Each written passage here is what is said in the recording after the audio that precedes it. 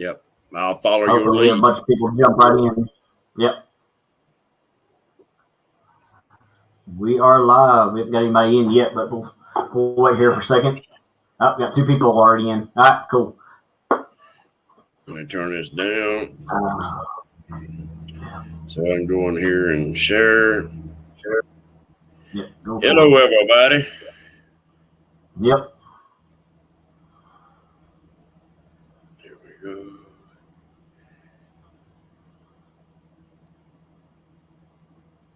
Sorry about that. I'll be right with you. I wanted to share this up. There we go. What's up, Mr. Ernie? You're fine. Yep. He'll start trickling in here in just a little bit. I didn't have time to share it out on my side this week. It's been one heck of a week starting Monday morning. No, I totally understand that, buddy. There's Fins and Fines coming in. Yep. What was that other one there last night? Fins and Foul. Yeah, Fins and Foul. I said, man, these guys trying to mess me up. Yeah, no, you got Fins and Fine and Fins and Foul. Yep. Yep. Yeah. All right, thanks, Ernie. I appreciate that, sharing it out today. Yeah, I not had a chance. Some of y'all may have seen what I've shared out yesterday and this morning about an accident in our area. So it's been rough. Sorry to hear that, man. Yeah, we had a fatality accident yesterday morning about 8:00, and I was the first one on the scene. Oh, so what are you, a medic? No, I was actually going through for work and happened to come up on it, and so I pulled off the side of the road to check on everybody, and yeah, it's stuck in my head. Yeah, I was born and raised in the fire department, and wife being paramedic, and it's so yep. I've seen things that I don't wish nobody to have to see. No.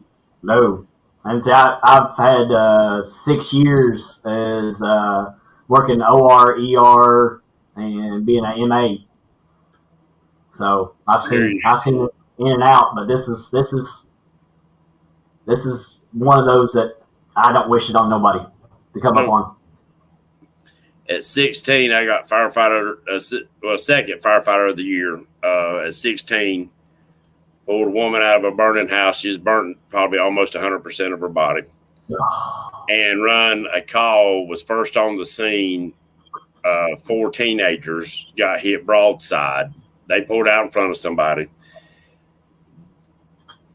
And when I got back to the fire department, I realized that I actually went to school with them. All 4 died. Drove a school bus of 1 every day. So that was all in 1 year at 16 years of age. So anyway, we got a lot of good people in here. We got Big Mike coming in, 351 Cleveland.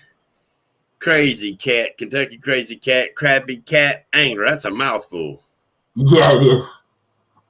I was calling Kentucky Crazies. All I call them. There you go. There's Big Mike. Ace is in the house. James, I know I was springing it on you, but if you can remember your words that you do for your show, will you please start us out? Okay. We hold these truths to be self-evident, that all men are created equal and endowed by their Creator with certain unalienable rights, and among these are life, liberty, and the pursuit of happiness. And our happiness tonight, talking about, is a little bit of catfishing. Absolutely, guys. Just remember, do praise your military, your first responders, your police officers. Everybody that helps protect us, make sure we give them the praise of what they do every day. They put their lives on the line every single day. So that's the reason why I did the thumbnail the way we did, because I want to definitely honor those who are out there on the front lines every day helping us. So, yes, that's yeah. We have to. And we have a lot of them actually in the catfish community. That is fire. That is EMS. Team Wampus Cat. He's a paramedic. Actually, the wife was his instructor and his daddy's instructor. So we've got a lot of nurses and medics, fire. So a lot of good people coming in here tonight. Yep. I can't see the number, but 13 in the house already. That's cool. Yep. There's Brandon Catfish and Dreams. There's Greenwell. There's Lyle is in the house. All right, let's get to it. Welcome everybody to number 13. What is in your tackle? A special edition with our special guest, Patriot James. We're going to sit here and we're going to have a little special talk of some catfish and tackle. But we're also going to get a little bit into what he does on the side too. I figured we might want to talk about a little bit of it. I know he does some dredging and stuff like that. So some gold looking. Need to get back into it. I hadn't done it in a while. Been 2.5, 3 years now. Yep. I've been watching some of the old videos trying to catch up with what all you do. And you also do a little bit of mushroom hunting, don't you? Oh yeah. I like the morels and stuff. It's if you've never eaten any morels and you first eat them, they addictive, man. Them things are good. They are good. My one of my cousins up in Indiana showed out a post. They got a whole big pot full of them. Mm. So yeah, I didn't produce this year hardly. Yeah. But yeah, they good eating. It's just something else to get out and enjoy nature. That's like adult Easter egg hunting as far as them. Oh yeah. I can see that. So it's fun for kids and stuff like that too. But it's anything to get you out of the house, get you out in nature, enjoying what the good Lord's blessed us with. Kentucky Crazy said he would pick some, but it's his luck it'd be poisonous. Nope. That's one thing about a morel mushroom. There's nothing else that looks like it. Nope. There's nothing else that looks like it. Unique. They're unique looking. Yep. Yeah. So they're very unique looking, and you wouldn't have to worry about picking a bad one. There's some stuff that's called a false morel. They don't really look like a morel. They favor them in a way, and some people can actually eat them. Some people can't. They are a little bit poisonous, but I've not ever found one myself of the false morels. But they don't really look like a regular morel. So you good. Yeah. Arnie said they look like a sponge. Yeah, pretty much. Yeah. Pretty much. Delicious. But yeah, anything to get you out of the house and enjoy stuff. Oh, yeah. Talk a little bit about your dredging. So some people may have seen some of your videos, but let's talk a little bit about your dredging. Okay. I got into gold mining probably almost 20 years ago, 15, 20 years ago. And that gold fever is actually a true word. Some people, it will bite hard. It bit me real hard because I used to work a job that worked 3 on, 4 off. And I used to fish 4 and 5, 6 days a week. Bass fished a lot of tournaments, catfished in between the tournaments. I love fishing of all types of fish. I was heavy bass tournament fisherman. And when that gold bug bit me, my fishing rods started collecting dust. It bit me real hard, and I spent some money, and I went from just a gold pan all the way up to running a big 5-inch dredge. I actually sold one of my 5-inch dredges about a year and a half ago. When I say 5-inch dredge, the hose is 5-inch inside diameter. The pump runs 500 gallons of water a minute. Whew. 500 a minute. That means that every minute I could fill up 10 55-gallon drums with that pump.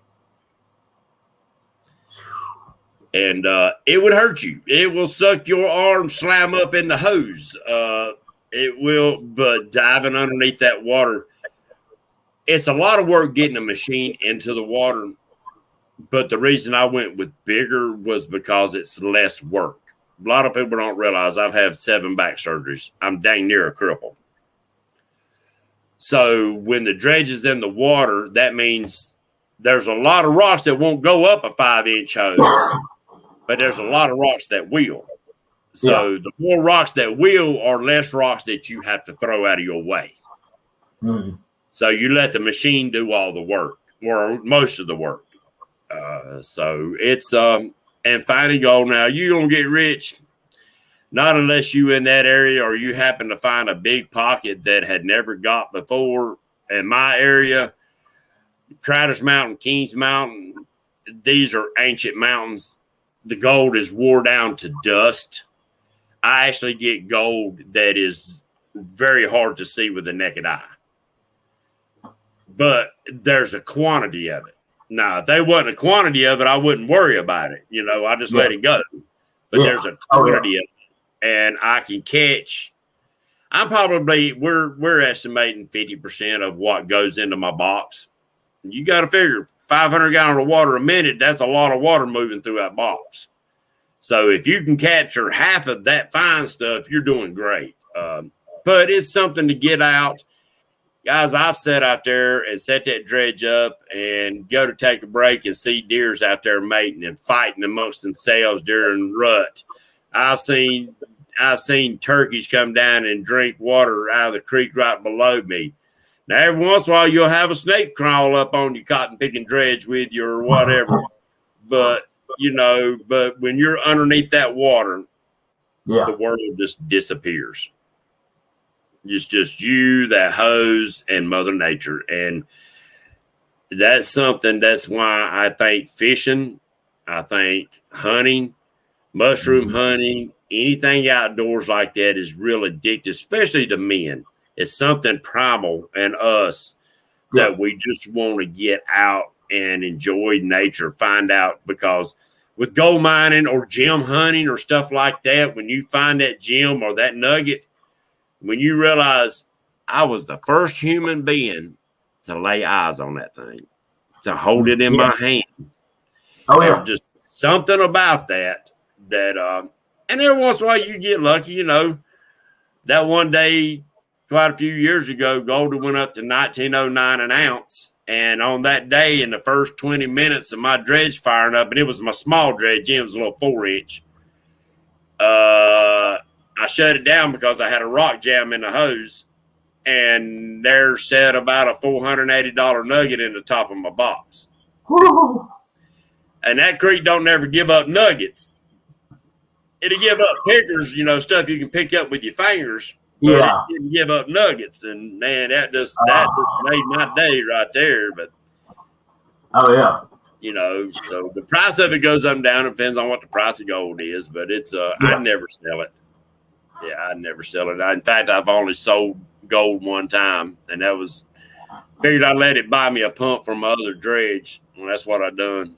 Well, no, actually I did. I traded James Burke for one of his. He made me a custom rod, and actually my custom rods that he's made me has actually got one of my small nuggets in each one of the rods. Oh, cool. And he wanted some North Carolina gold, so I sent him some North Carolina gold, and he sent me a custom rod. So that's a pretty cool trade. Yep. And the price of gold right now today, he benefited off of it because now that rod's worth about $240. Yeah. But it's anything to get out, fishing. I sat and watched little old trout and little smallmouth and stuff like that come up. And where I stir up that gravel, they're down there eating. The fish are down there eating. And we're actually saving a creek. The creek that I dredge over here next to my home, that creek was about dead. It was running flat. There was no pools in it. It was starting to silt up real bad. And when I go in there, we turn all that gravels over, wash that silt on down, create pools and stuff. We actually bring that creek back to life. We take out Make it all the pressure. lead, the mercury, everything, anything trash, heavy metals, we take out. Yeah. And, you know, I dredged one day, come back the next day, and little old knotty head fish and little suckers be spawning on top of that fresh, pretty gravel that's at the end of it, you know. So that's why I push hard for CPR and catfish and stuff like that. But I do push for selective harvesting. Selective harvesting is something that needs to be done. We need to take out some of the fish, you know, farm ponds. Some of the farm ponds around have really been neglected. People thought they was doing good by stocking them and not taking fish out. But eventually, you're going to have nothing but small fish in there. You know, unless you got a big predator fish that can keep things in check, then eventually all you're going to have is small DNA fish. So selective harvest, go in there, catch some of them fish, eat them, you know, share them with your friends and family or whatever. We caught, I think Thursday, me and Sir Finn's Elliot went out catfishing Thursday night. And we got a few nibbles on some catfish, but we caught some pretty good size, hand-sized bluegills, like bigger than our hands. And he took them and kept them, and him and his family ate good.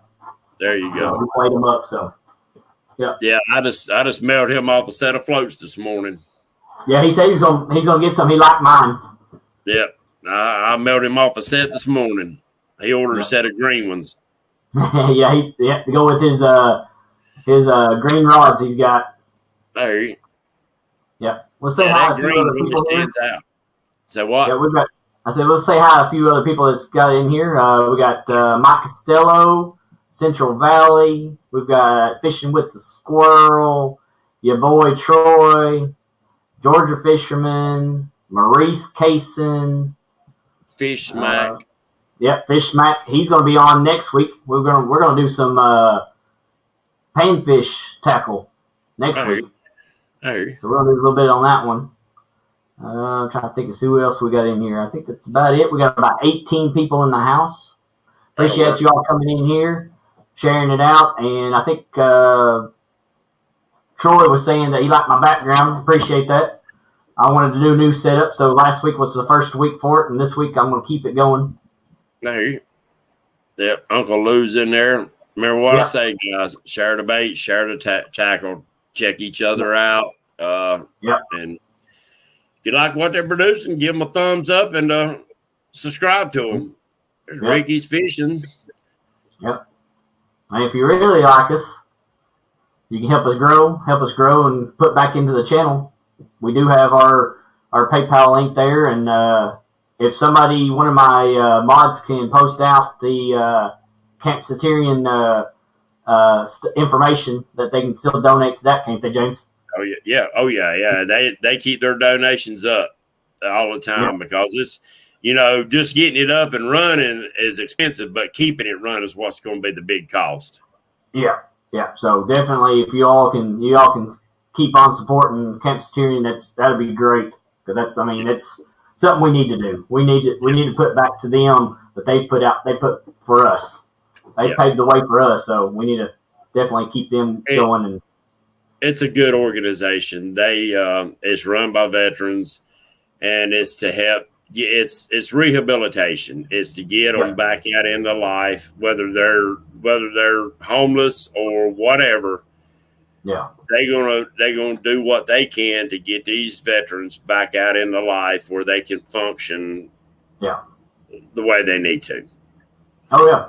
And the way they really want to. A lot of them do. I mean, I've seen a lot of them that just the real life is just hard to adjust to now that they've been in 20 something years in the military. They didn't know anything else. All they know is military. And a lot of the Vietnam veterans was really treated real bad when they come home. And they got exposed to some bad drugs and other things while they was in Nam, and they never kicked what they seen. We can't imagine, guys and gals. We cannot imagine what our veterans went through during wartime. whether it's Nam, Korea, World War II, whatever, whether it's Afghanistan, Iraq, we cannot even imagine what these guys and gals has went through. So be sympathetic.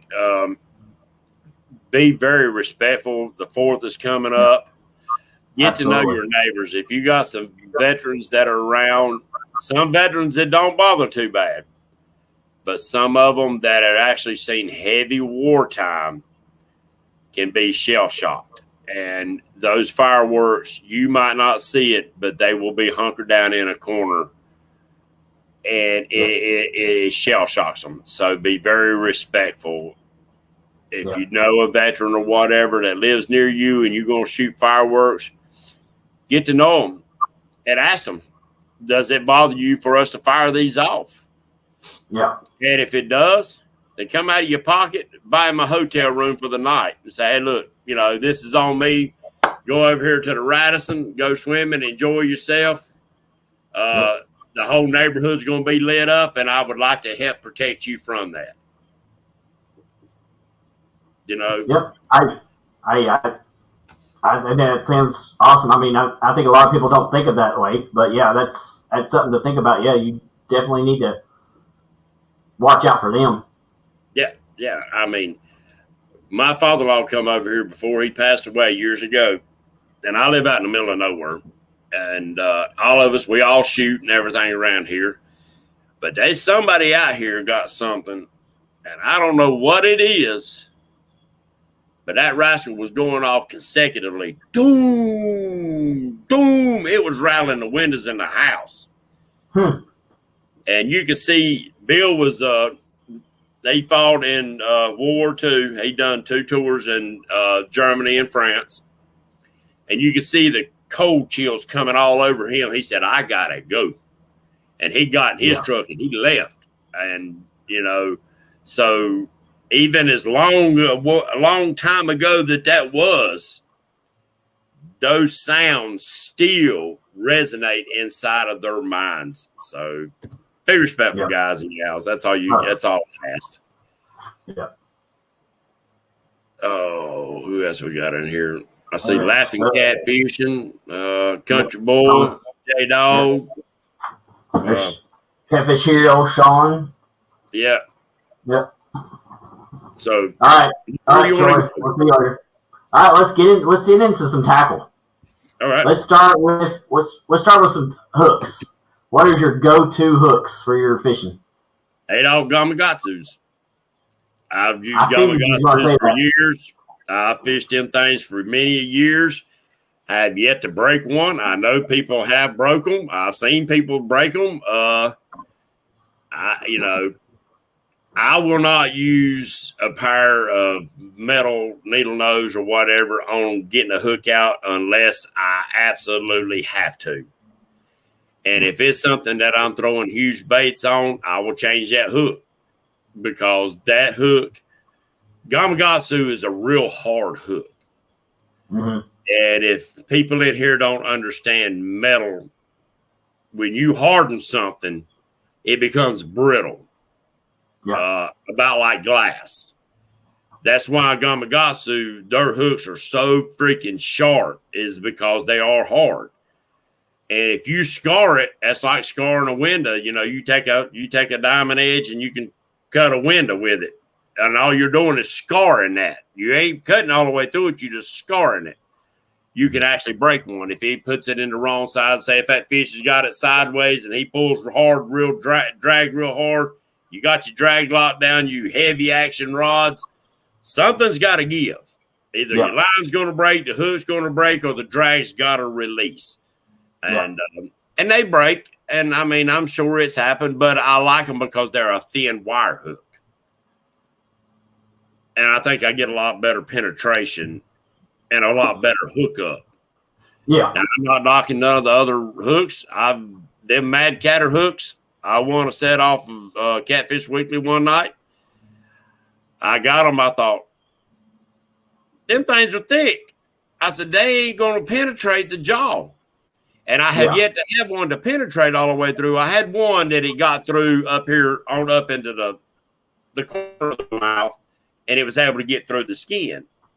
But the rest of them that hooked them down into the jawbone, I thought, if that hook with that double barb on there got into that bone, that fish would just have to swim around with it in his mouth because you'd never get it out. Yeah. But I never lost the first fish with them hooks. I don't know why. I don't know if it was just that point and the way the angle of the hook is and the way the line pulls on it. Yeah. That it just wouldn't let go.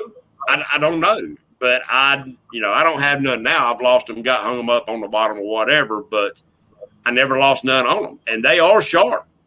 Them are some sharp hooks. But I just didn't think that big a hook would do good. But it did.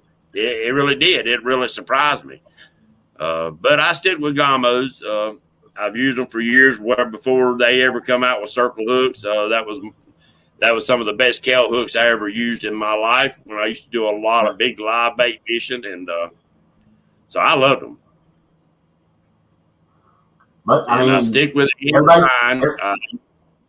So what? Everybody's got their choice. And yeah, I use Team Catfish. Yep. So. I've got some Team Catfish, and I've got some others.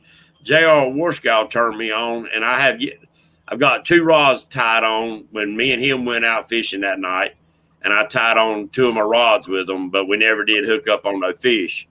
Yeah. And I forget what kind I forget what kind of hooks he uses. Team Ghetto rig. Okay. I forget what kind of hooks he uses. But Matt, no, it ain't Mad Catters.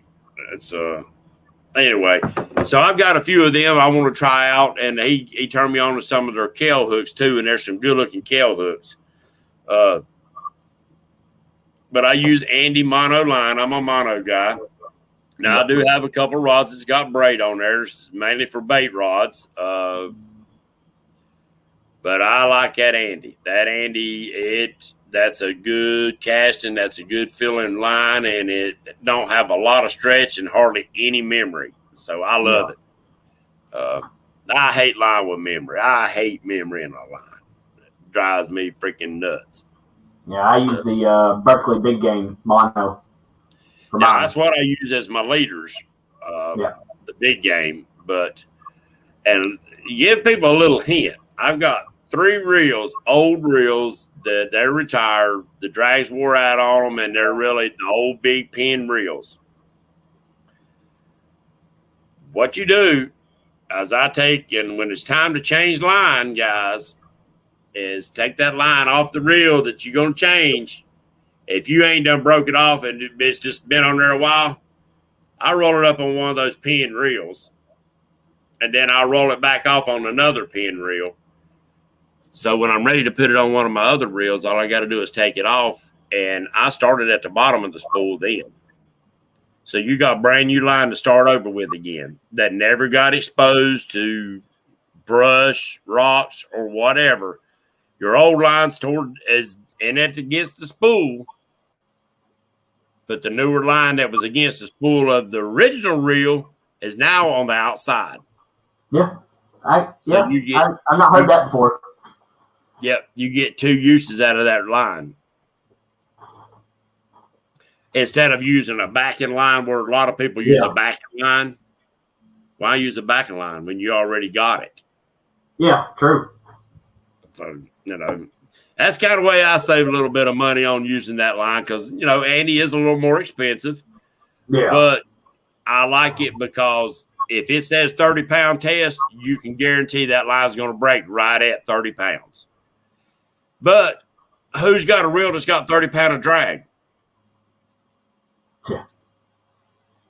And who's going to lock their reel down to 30 pounds of drag? You'll break a rod. Oh, yeah, absolutely. You'll break a hook. You'll break it. You'll break a swivel. Yeah. Lyle says it best. Let the rod and the drag of your reel do the job that it was designed to do. Yeah. The stretch of the line. If you're using mono, if you're using braid, something's going to break. Yeah. So you lock that drag down, something's going to break. Either Either you're going to rip that catfish's mouth wide open, or you're going to break a hook, or you're going to break a rod, or you're going to break something. Yeah. With that much it's usually something other than the line most of the time, depending on the test line you have. Because if you're fishing 30 pound, 40 pound, 50 pound line, you're not gonna break that line. You're gonna break the pole. You're gonna break your reel. You're gonna break something, or you're gonna, like you said, you're gonna rip the side of that mouth of that fish off. And another thing, guys, I have got 2 reels from a buddy, and I ain't gonna say his name. He ain't in here, but 6500 C3s that he breaks the bottom connector off where the spool mounts to the rod. Mm-hmm. And I know other people do it, and you don't want to tell you why. When they get hung up, they wrap that line around that reel and pull it to break it loose. Put a lot of unnecessary stress on that rod. Just taking care of your stick in your rod and your daggum tackle pack, reach in there, grab that stick, wrap it around the line, put your hands over it, and pop it. Don't break your reel. Them reels too expensive. Yeah. Or one thing I've thought is, even with your if you're out on the boat and you got that net, that pole, that handle on that net, wrap it around the handle part of it and yank it. Yeah. It's you can wrap it around the handle of the rod that you're using. At the butt. Just wrap it around the rod. Yeah. Yeah. But yeah, them reels too cotton piggy expensive. Now, good thing about the Abus is that you can order that body part and replace that body part. That's one good thing about it. It's and they're not that expensive. And that's what I done. So I got 2 reels, dirt cheap, actually free, except for having to buy the body part. And I went ahead and let the guy rebuild the reels while he had it apart and do all that. So that's why, I buy Abus.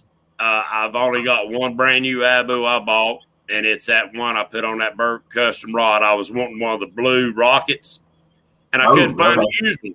I could find used ones, but they wanted to sell them in a set of 4.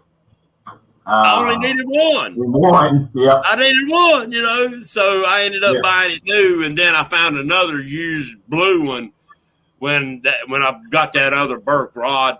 I've actually run across one, and I like that. I like that blue with them red, white, and blue rods. It really pops. Yeah. Oh yeah. But the rest of them, guys and gals, I go to pawn shops, bait and tackle shops. People trade them in on other stuff. In my part of the country, we have a lot of the pay lake, but they're carp lakes, not catfish lake. Now, there's a few of the catfish lakes, and we're getting ready to try to get rid of them rascals. But with that being said, they're carp lakes. Carp fishermen are like anything else. You'll get buddies, man, I want to go carp fishing with you. They'll go spend that tax money. They'll buy them all brand new rod and reels, the stands and everything. They'll go fishing 2 or 3 times. Well, this ain't for me. And then next thing you know, it's in the pawn shop. Then you get some good deals, real good deals. So keep your eyes open, guys and gals. The reason I like Abus, I think they're a reel that can be handed down, Kelly, from one to your grandsons and stuff like that. There's millions of parts out there that'll always be able to be rebuilt and be rebuilt fairly cheap. So, and you can soup them up, Them one guys, I forget what's them guys that they advertise all the time, rebuilding reels. Now, they'll soup them up however you want, however much you want to spend, they'll soup them up. But I done found out, like them rockets, they're basically like a souped up 6500. Then some guns got a fine line of backlashing and not backlashing. And I don't care how much experience you got with throwing them son of a guns. There's a fine line. They're so fast. The spool is so fast on them. Yeah. Man. They don't have a brake system on them enough to slow them down enough. They do, but they're got so many bearings to see where the distinguishing part of an Abu and these other reels, and I'm not knocking any other reels. Fish, guys, fish. Whatever you can afford, get it, go fishing. That's the name of the game above everything else. Yeah. If you can't fish nothing but a 33 Classic and a little old fiberglass rod that you got at the daggum yard sale, use it. Go fishing. Go fishing. Go fishing. Enjoy what God has blessed us with. But if you can and you come across a deal, you jump on that. But the difference is that Abus have a free spinning spool. Where all the rest of these reels and stuff on the market, the shaft is fixed on the spool. Where an Abu, you can stop, hold the shaft, and the spool will still spin on the shaft. So that's where they come with the free spool. Yeah, okay. That rascal will fly on them rockets. Yeah, you got a fine touch of touching that rascal as well. You go back, that's the first time I done it, I spent an hour digging that cotton brand new line out of that son of a gun. But that's part of learning how to fish. So yeah.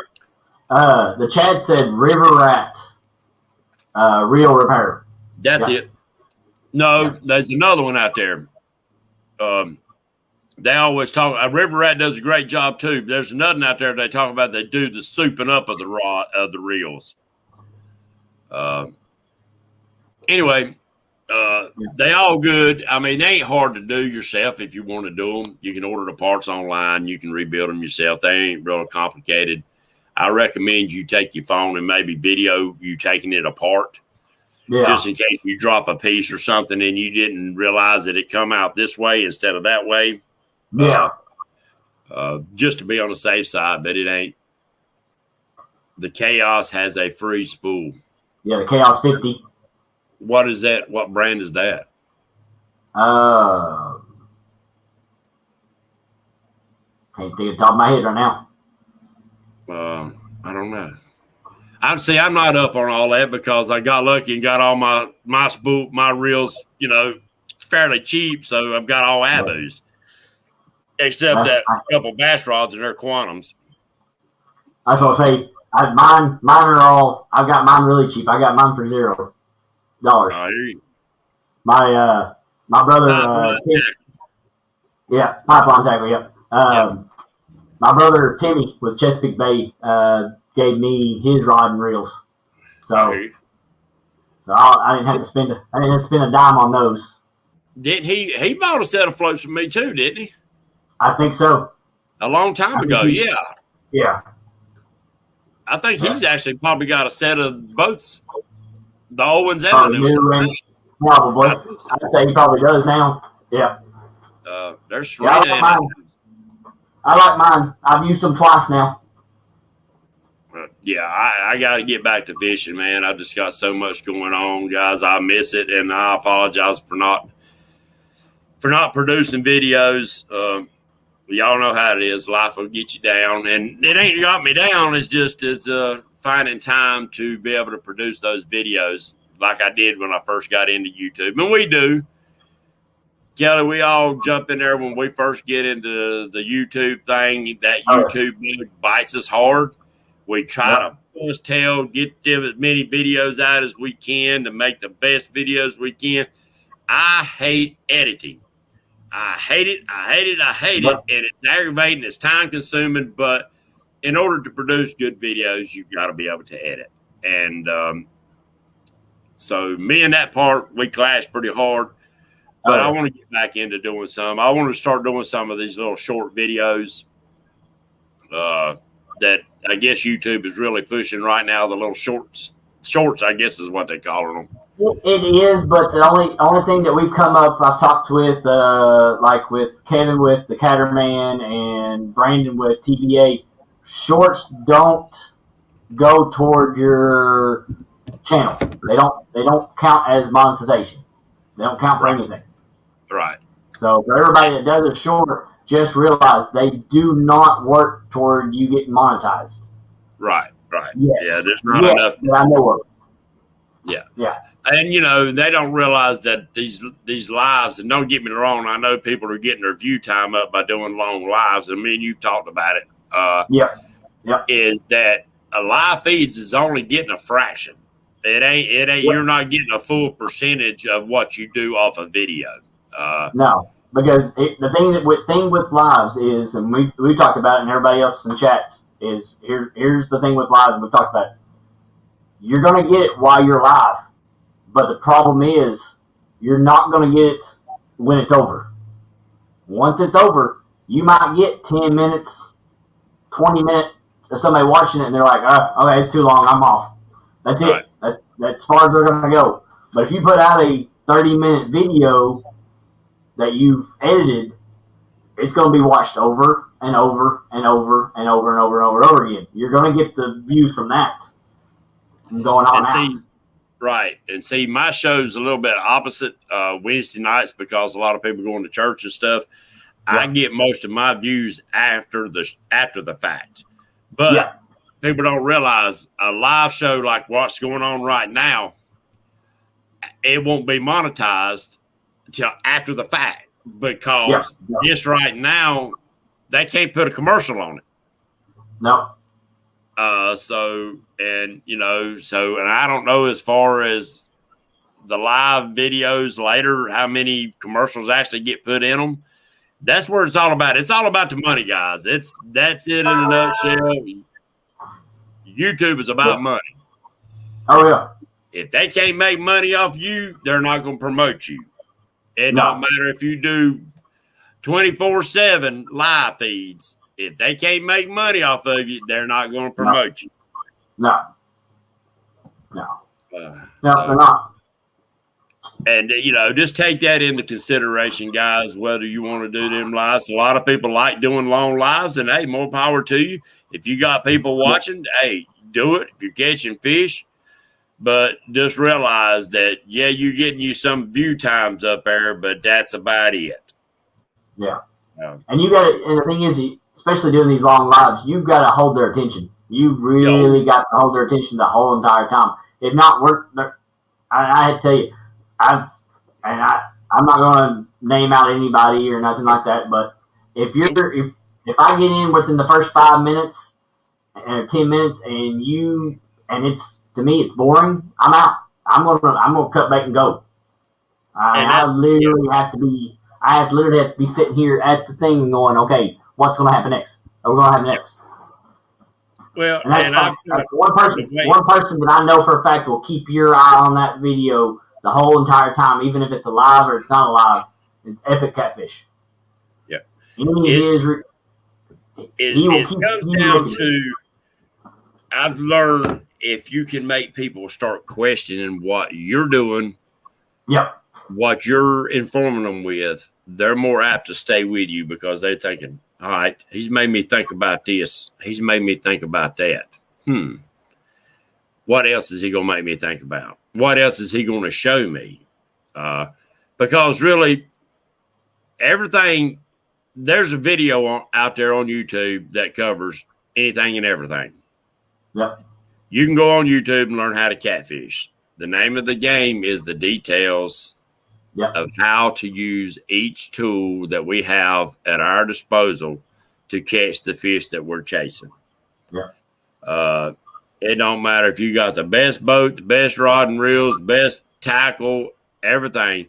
If you don't know how to properly use it and put it to use for the best of your ability, ain't gonna do you no good. Thomas, you're not boring, dude. Hey, I enjoy your lives. I really do. You're getting into it. You and Sharina make it fun. Yes. Oh yeah. They're going back and forth at each other. So to me, I love that. It's real. Oh, that's like man and wife. So I just said she don't fish. Y'all would be rolling. No, and trust me, guys, I was not picking out and picking on any specific person. Don't take what I say personally because I did not intend to say anything personal towards anybody. No. It is a general conversation about how YouTube itself and people look at things. Yeah. I don't like all that pretty editing and stuff like that. Sometimes I do. Me, I want to see you fall down. I want to see you trip over your rods. I want to see you fall out of your freaking boat. I want to see you break rods. I want to see you break line. I want to see you get aggravated and throw stuff. To me, that's real life fishing. Yeah, absolutely. And that's what you're going to get from me. Yeah. Well, I mean, you look at the videos. Even look at the videos that I've even recorded and just posted up. There's mistakes in them. I don't edit them out. Even though I'm editing, I don't edit all my stuff out. Actually, just what I'm saying in it is the whole entire thing. I don't go back and go, okay, this little snippet of I said these 3 words, I'm gonna cut out real quick and place it together. No, I'll go That's just who I am. I'm being real. So yeah, it's now some people love that pretty editing and stuff like that, and more power to them. Yeah. I'm just speaking from me. What I like to see and watch is real life.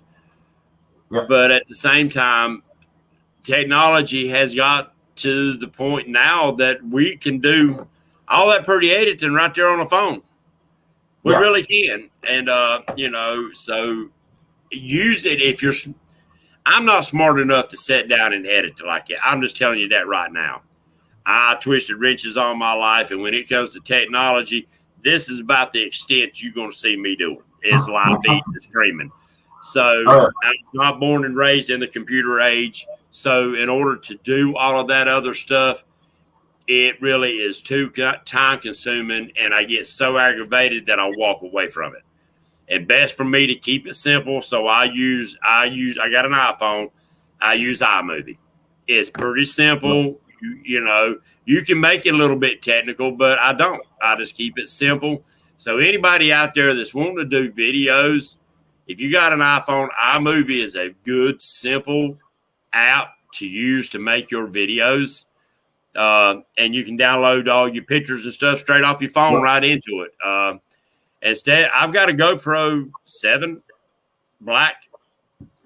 I do all my video and this is the new 12. I had to replace my other phone. It just went completely. But I've got an 8 also that I've got to have a battery replaced. And that's what I do my videoing on that 8 and on the 12. Because actually, it's got better video and audio than any of the GoPros out there produced. Oh, yeah. So, use what you got. Yeah, Sean, I know. Use it. Yeah. Sean's saying that Epic's been falling in love with the lives. Like, yeah, I've been telling them for a long time now that he needs to start doing some lives. Those are, to me, it's just, it helps us get into the community. We're able to talk. We're able to share stuff together. Yeah, I can watch his videos all day long that he's recorded and he's edited. But to get back feedback, to ask him questions while he's doing it, to anybody that's fishing live. Yeah. For us, it's better because we can ask questions. We can, hey, what are you doing here? What are you doing there? Like, okay, how do you change it up because the way the current's going now for you or whatever. Yeah, that interaction, if you can get that interaction with the community and your followers and your subscribers and stuff like that, that goes a long way. YouTube has become people's TVs. And even on a TV, you didn't get to interact. This way, you got interaction. And even with the videos now, you can do you can put up a video and go live with it. Which used to you couldn't. So there's things that's coming along that actually makes that interaction a lot better. That's just like StreamYard right here. 2.5 years ago, there was no StreamYard. You had to use Google Hangouts, and that son gun right there was a pain in the freaking tail, man. Me and Lyle can tell you, that son of a gun, half the time it wouldn't work, or you had to have a real good connection on your internet, and it was a pain in the freaking tail. And some people, if they didn't have the updated version of Chrome or whatever, or Google, it wouldn't run. No. It was a pain. And StreamYard come along, made it simple. It's now anybody can do it. Even the people that don't have 1,000 subscribers and able to go live. This enables them to go live. Yeah. Which I think that's all I've been using. That's all I use is StreamYard. Oh, I do. If I'm out, like I know I can be here at the house. I know I can be sitting on YouTube right now and do it from home on the computer. They allow me to do that. If you're not monetized, you don't have 1,000. But Right. to me, it's just more simple to be able to do it on StreamYard to have a guest in. Right. I mean, guys. I mean, yeah, we're kind of getting off the fishing tackle, but this is part of your tackle. Oh yeah, exactly right. This is all another part of your tackle stuff. This is how you get out. You're in there fishing. What equipment you're using? Yeah, because everybody that's listening right now, Kelly, has a YouTube channel. Yep. And this is part of helping them figure out how they want to do, where they want to go, or do they even want to produce movies, or videos. Yep. It's but if they got questions, or you got any more questions, we'll get back to the fishing. I'm sorry, I didn't. Yeah, I'm trying to help everybody in all around that's in the YouTube world figure out what is their next step. Yeah. And let me tell you one best thing to do though, sometimes guys and gals, leave those cameras at home. Just go enjoy fishing. Oh yeah. Yeah. Sometimes you need that break. You need to get away from everything. Yeah. Just take time and enjoy what good Lord's blessed us with. That's what we did. And birds and that's what we did Thursday night with me and Surf Ends Elliot. I mean, we didn't go live. We didn't do anything. We just me and him. We enjoyed being out on his boat. Yep. Fishing. Because grabbing that camera at that last minute can be stressful. Getting that proper shot and all, it can be stressful. And fishing ain't designed to be stressful. It's designed to get rid of stress. Yeah. Now, don't think that I didn't already have it ready to go just in case. Right.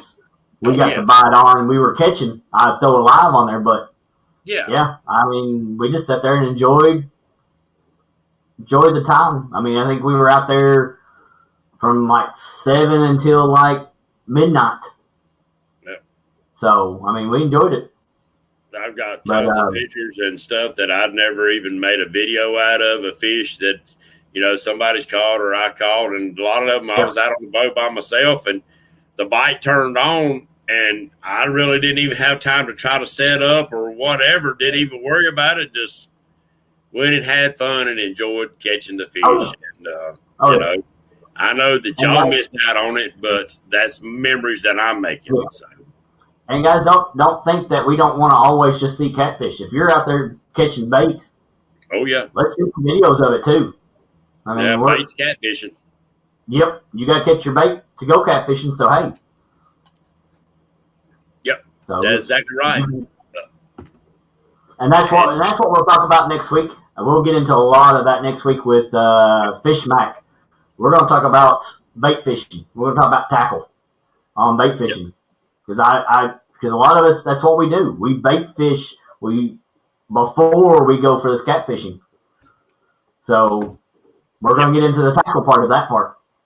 So, but what? Let's get back into talking about some more stuff. Your stuff. What kind of weights do you use? I use the bank disc seekers, but it depends on really what I'm throwing and how I'm throwing it. I like a regular Carolina rig. I like the Santee rig, and I like the Kentucky rig. It depends on what application that I'm using them in. If I'm in heavier current, I lock it down and put the weight right on the swivel, and it does not slide. And it'll be a Carolina rig or a Santee rig. But there's times in early spring where you will get short hits. If I've started getting a lot of short hits, hard hits, but they just won't hook up, then I will put a sinker slide on there where that line will peel out. I'll loosen my drag and let them peel line a little bit before I lock down on them. And then there's times when I throw a Kentucky rig. Now I do a Kentucky rig a lot different. I actually use one of those floats like Joey Kirby does on the Kirby rig. Okay. Put it above my Kentucky rig. So I want my Kentucky rig always standing straight up and down. Either that or I'll tie it underneath one of my floats. Now, do you do a high-low or no? Or you just do, or what? It depends on how much structure. If I'm fishing in and closer to heavy structure, I'll use a single hook. But if not, then I'll run a double hook. Okay. So I like that rig, especially in like summertime. We get into summer. The bite might get tough during the hot days of summer. Downsize my size baits and fish mussel beds. Find them mussel bed guys and gals in the summertime because right after spawn, I promise you, those big females, they know where the mussel beds are and they're going to go load their bellies down. They're hungry. Yeah. They're hungry. We got the wife getting ready to come in. She must have to pull some clothing. So, yeah, we got a few more minutes, but yeah, no problem. Just whenever I'm you're gonna put her on camera. But yeah, it's the Kentucky rig is one of my favorite rigs, but the Carolina rig, I'm a Carolina boy, so it depends. If there's not much current, I'll throw just an old egg sinker on there and let it ride. And that's the rig I use underneath my floats most of all. It's just an egg sinker, swivel, and later and hook. That rig throws better than anything. Okay. What's your go-to knot? Oh, that's easy. The uni knot. Okay. That's I tie uni knot on everything except my hooks, and then I just had a brain fart. Then I use the hook. I use the knot everybody else uses on their hooks. The snail knot, or the snail. Yeah, I use a reverse snail on my hooks. So yeah, but everything else I tie a uni knot. It's simple. I can tie it at night. I can tie it with my eyes shut. I've learned to use it, and it's the least invasive knot on your line of any knots on the market. Yeah. Period. Gotcha. It puts less stress on that line the way you tie that knot. A lot of your old time fishermen, a lot of your saltwater fishermen use it. And it's simple. Learn to use it, guys and gals. Yeah. Flip it, swivel, pull it tight, and you're done. Yep. I can tie them knots and tie a rig with a uni knot faster than you can reach in there and pull out a baggie, take a leader and hook and everything out of it. I can have it tied before you get that done. Oh yeah, mine. I just stick the line through it, then back through the hole, then I just pull them separate, and then I just flip the hook in there and then pull it tight.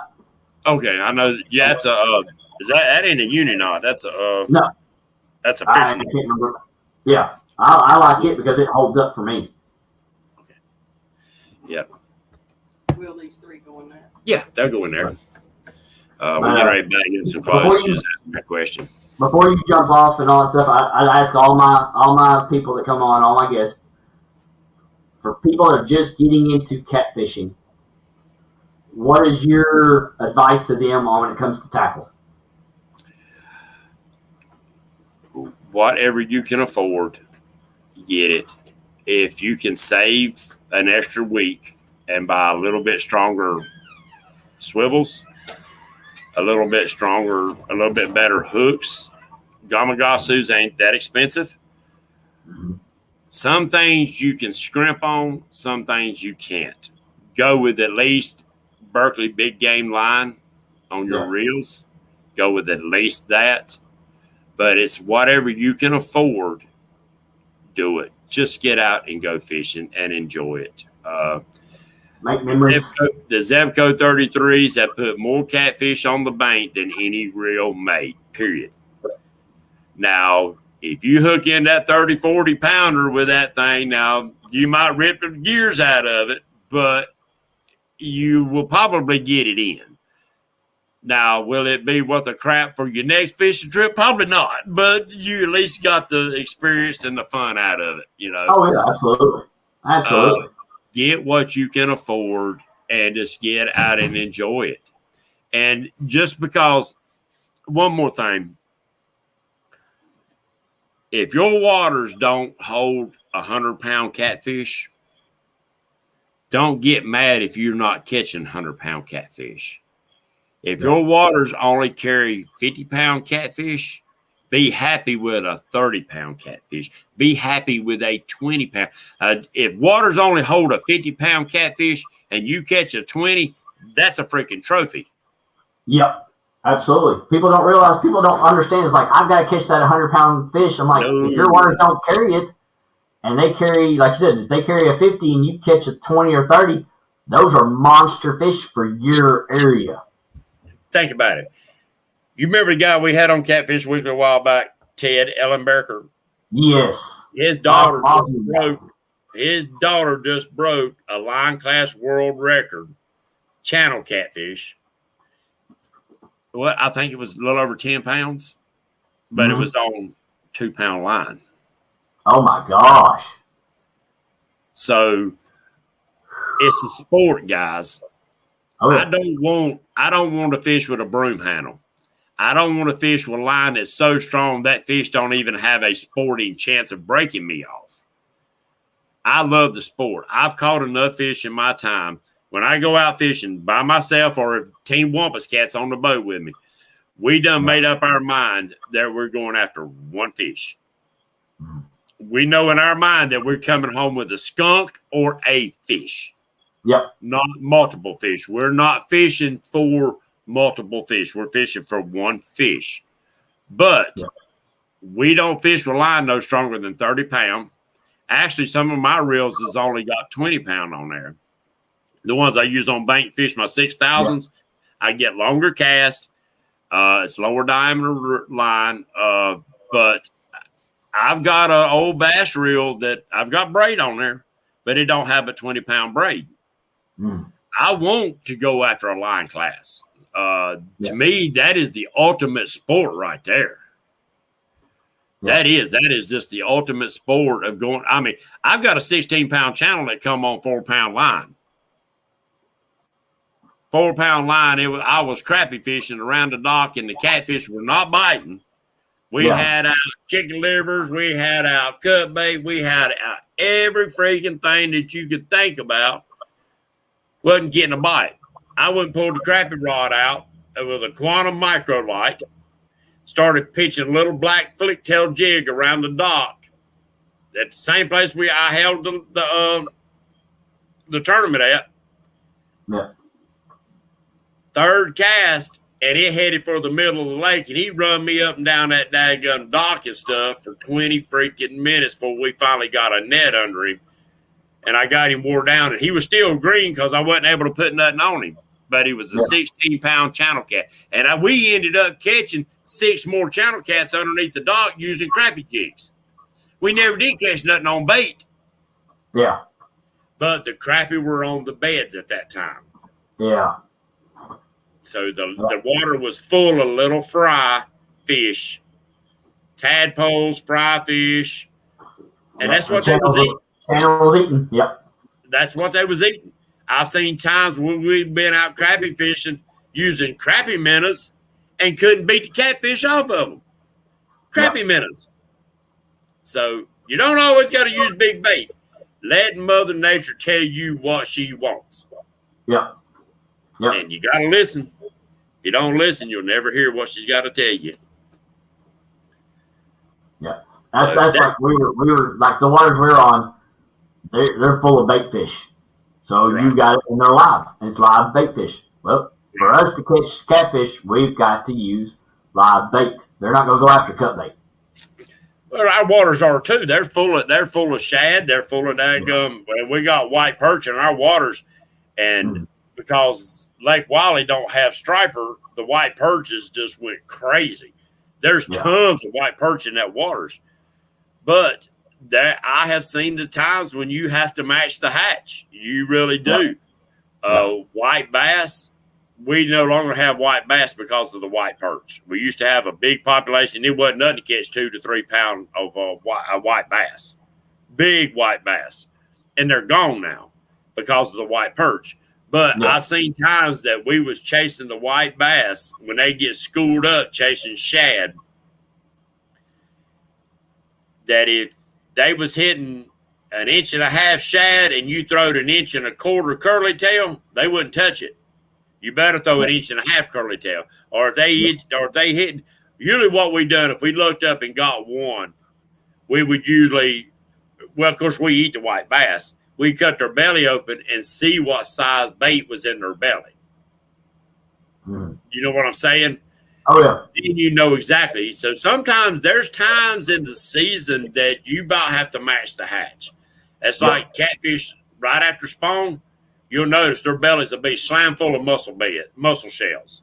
Yep. Because they're real hungry and they're weak. They haven't eaten in a while. So what's the easiest meal? Is to go down there and scoop up some mussels. That's their easiest meal. So they'll go down there and load their bellies full of mussel. Well, guess what you better be fishing at? You better find you some mussel beds. Yeah. Oh, and that can be some hot areas right after the spawn. It really can. Yeah. And that's a good place, guys. You know, everybody kicks Dieter about using chicken. But I believe little pieces of quarter-sized chicken, nickel-sized, quarter-sized pieces of chicken around mussel beds right after the spawn is probably one of the best times to use chicken. That's my opinion, but I think that white fluffy meat floating around down around them mussel beds looks like when you see them mussels floating on the water. Yep. And we all do. When the water gets hot, them mussels start floating.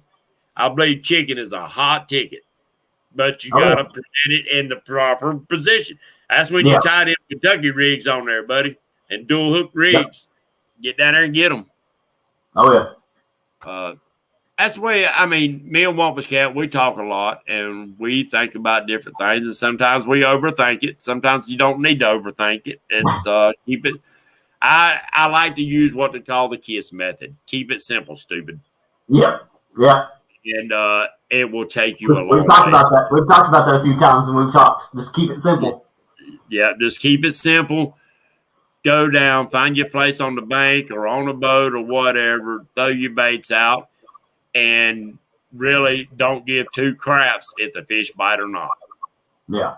You keep back, take you a nice, comfortable cushion or a chair, keep back on the bank, and just listen to the crickets and the birds and enjoy the day, the night. I like going like that and bait fish at night. It kind of brings you back to nostalgic of being out there with Daddy and Grandpa or your uncles or whatever. To me, that allows life to just kind of disappear, guys. And it takes you into another realm, another world that you can totally let your body relax, let your mind relax. And that, to me, that's what fishing's all about. It really is. Is that enjoying the experience. YouTube helps us share that experience with others. Oh yeah, absolutely. But sometimes we just need to keep some of it to ourselves and enjoy it. And then other times when you know that people's going to enjoy it or they're going to get something out of it, then you share that. And I always tell the truth, guys. Don't fake it. If you're starting a new channel, don't fake it. Share the truth. We have a lot of youngins on here that watches. We got grandkids that watches, other people that's just getting into the sport. Don't mislead them. They're not going to outfish your hole, you know. Yeah. Especially blue cats. Everybody says, oh, I can't tell my blue cat hole. Why? You go back there tomorrow, them blue cats going to be 100 miles up the Daggum River from where they was at today. They going to move. You know, so enjoy yourself. Share the experience, share the love, share the bait. Yeah. Yeah. And guys, don't forget, it's not too late to get into the Doc Demon Ugly Stick Whisker Seeker Challenge. We still got a week and a half left of the challenge till July 4th. So don't forget. I forgot all about that. Yep. So don't forget, y'all still got time to get these videos out. As of right now, I have not got the first person with 10-pound catfish yet. The closest we've got right now is Dan with Green Machine with a 4.6-pound cat, and Stan 3 with a 3-pound. So they're not even close in the ball game yet. So we still got time for somebody to get a 10-pound or higher. So make sure you do go over I'm actually giving a to. set of floats away for that too, ain't I? Yep. You're giving away floats. You had to remind me, man. You had to remind my old tail. Oh, I know. Yeah. James is giving away his floats for that one. We also got Lyle giving away some of his hand-tied jigs. Yep. We've got Haslife is giving away one of his dry fit shirts with his logo and some stickers. We got Mark with Fishing Magician 2.0 is going to do a gift card. We've got Uncle Lou is going to do a giveaway with some of his stuff. So y'all definitely need to start getting these videos out so it won't be a waste of a challenge. Yep. I know some of you all can hit some of these. I've already heard some people saying they've got some 40 pounds on these fish, but no live videos. So got to get those live videos up and running. Yeah. And guys, don't be scared to go shallow for catfish. Catfish feed very shallow in times in certain waters, especially lakes, certain times of the year. Don't be scared to go shallow. Don't be scared to fish outside the box of what you know, because just when you think you got them figured out, they'll fool you. Yep. You know, 3 years ago, I would have never fished in January in 4 foot of water. Last January, we was catching 30s and 40s in 4 foot of water. We was actually anchored in 4 foot of water, catching them in 2 foot of water in January. Big fish. Having a blast. So, Yeah, absolutely. Ernie said he's going to be out fishing a tournament. I think it's the Iron Cat Bank tournament this weekend. So that'll be good. Ernie said he's going to try to go for his challenge on that one. So I've got some interest. I think I've got about 16 people that have put in for the challenge. So we're still waiting on the first one. So yeah, somebody will come up and surprise you. I see where somebody said he's caught channels on mulberries. I've seen channel cats their bellies loaded down with wild scuffadines and muscadines, the wild grapes. When them things are dropping, trust me, Mother Nature will figure out where to feed, what to eat, when to eat. Yep. And they'll come back there every year. If you know where there's a big old wild grapevine hanging over the water and it's there every year, if you go back there every year and fish, you will catch fish there. They know about it. They learn. Yeah, carp will eat them up. Yeah, you fish with some of them, carp will eat them up. Yeah. So, but Kelly, I hate to jump off here, but no, you are perfectly fine. Yep, guys, like we said, just keep it simple. If you ain't got a lot of money and you're just getting in here, yes, Walmart actually is your best friend when it comes to starting out. Yeah, later on you can upgrade and go on to these bigger poles and better rigs and stuff like that. But hey, don't be afraid to go to Walmart and get an ugly stick, a Berkeley Big Game. The world record, I think, is it the world record now? Right now is on a ugly stick still. Oh, I don't know, probably so, man. There's been so many fish caught on an ugly stick, it's crazy. Yeah. In fact, Matthew Anthony, one of our better fishermen around this area, that's what he still uses. Yeah. And so don't be afraid to use an ugly stick. They are one of the best rods that's still out there. That's been tested over time. Oh God, yeah. And they're economical. I mean, they're not going to break the bank. And don't forget, Saturday mornings riding around yard sales, you're liable to find some good deals on some good old rods. I know a buddy that's picked up 2 nice Fenwick rods for $15 a piece. Yeah, these are $200 rods. Don't forget, also you've got, like you said, pawn shops. You've got for those that are on Facebook, you got Facebook Marketplace.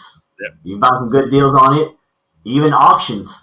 Yep. Look at these. Look at these estate sales auctions. For those are the best place. You can get a whole bunch of good tackle and stuff.